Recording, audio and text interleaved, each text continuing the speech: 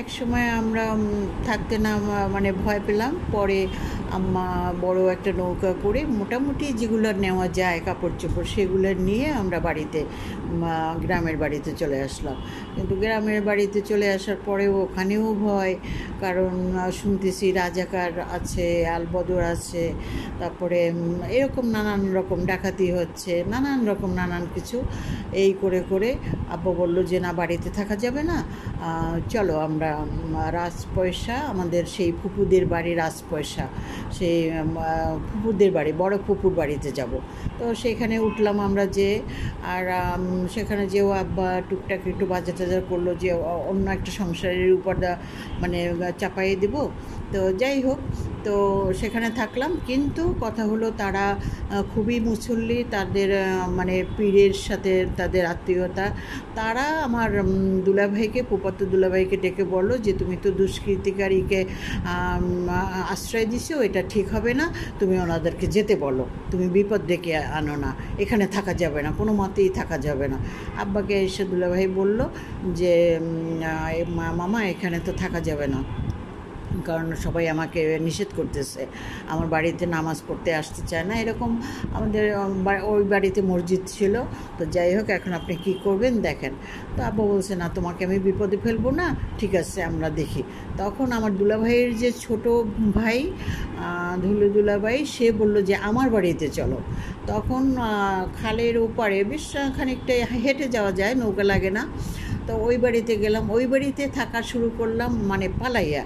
উপরে ঘর, কাঠের ঘর, কিন্তু দোতলার মতন, মানে পুরো দোতলা না, সে গ্রামে যেরকম হয় সিঁড়ি দিয়ে উপরে শোয়া যায়, তা বসা যায় এরকম। তাই ওই উপরে থাকা শুরু করলাম। থাকতে থাকতে ওই বাড়ির মহিলারা খোঁজখবর লাগাইলো যে কারা আসছে দেখি তো এরকম করে করে তারাও জানিয়ে গেল যে হ্যাঁ, আমরা এখানে পালাইতে আসছি। তো তারাও আপত্তি দিল যে না, এখানে রাখো না, তোমাদের বিপদ হবে, তোমরা এই বাড়ি ছাড়ো। তো বাড়ি ছাড়ো এই কথা বলার পরে আব্বা বলে যে মুশকিল তো, আমি চাই না আমার জন্য কারো হোক, সমস্যায় পড়ুক। এর ভিতরে আমরা খবর পাইলাম যে সে যে ম্যাজিস্ট্রেট, তো সে তো চলেই গেছে, বরঞ্চ ওই যে আইসা লিস্ট যে পায় নাই, যাদের নামে যাদেরকে খুঁজতেছে তাদের দেখা মাত্র গুলির অর্ডার। এবং তারপরে ওই বাড়ি থেকে আসলাম। ও, আমার আব্বা তো সরকারি চাকরি করতো, পেশকার ছিল কোর্টের।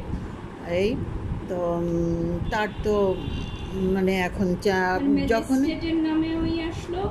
হ্যাঁ, যে এবং সেইটাই যে তোমার আর জবাবদিহি করতে হবে, তোমার ম্যাজিস্ট্রেট কোথায় গেছে, তুমি জানো, তাকে মারছো, এই ধরনের একটা কথা চলে আসছে। তো আব্বা তো মানে এটা পালাইয়া ওই যে অস্ত্র আনার পরে এখানে গানবোট দিয়ে ওই যে রায়েন্দা, জায়গাটার নাম রায়েন্দা, বিশাল বড় নদী, এবং এই নদীটা বঙ্গোপসাগরের সাথে মিলে গেছে, ওইখান থেকে গানবোট ঢুকে গেছে। তখন আব্বাদের লঞ্চ যেটায় করে আর্মস আনতে গেছিল, সেইটা থেকে কিছু দূর মানে চরের মতন ওইখানে সবাই লাফায়ে পড়ছে, আর্মস নিয়ে লাফায়ে পড়ে গ্রামের ভিতর ঢুকে গেছে। তখন ওই গানবোটার ভিতরে ঢুকে নেয়, আবার ওই দিনের বেলা না, রাতের বেলা আর কি লুকাইয়ে বাড়িতে আসছে। যে তখন তো আমরা দেখেই তো ভয় পেয়েছি, হায় হায় এরকম আমাদেরকে না বলে চলে গেছে, এই নানান চিন্তাভাবনা হয়েছে। তখন তো ওই যে পালাপালি শুরু হইলো, এখান থেকে ওখানে।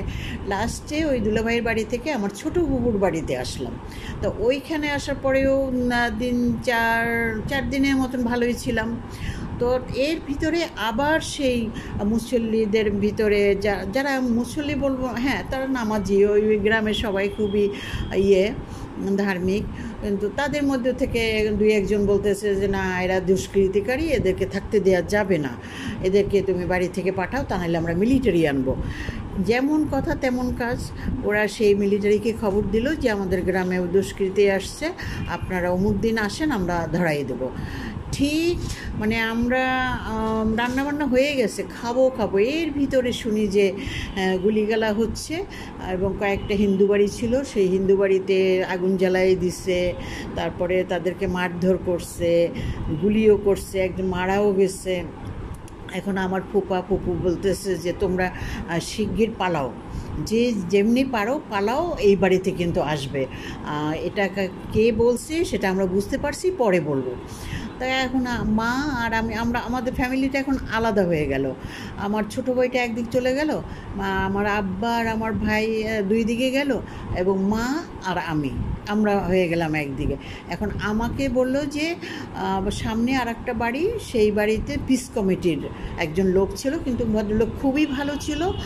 পিস কমিটিতে ওনার নাম থাকলেও উনি কিন্তু হিন্দুদের আশ্রয় দিত তার উপরে। এবং আমরা যখন পালাইছি ওনার ঘরে একদম উপরের মানে যাইয়া সেখানে যাই দেখি যে অনেক একটা ফ্যামিলি হিন্দু, তার বাচ্চা কাচ্চা নিয়ে লুকায় আছে। তো মিলিটারি আসলো, আসার পরে আমাদের বাড়িতে আমার প্রথমে অ্যাটাক করলো আমার ছোটো ভাইটাকে বলে এই কলমা পড়ো, এই তুমি কলমা পড়তে পারো না কীরকম।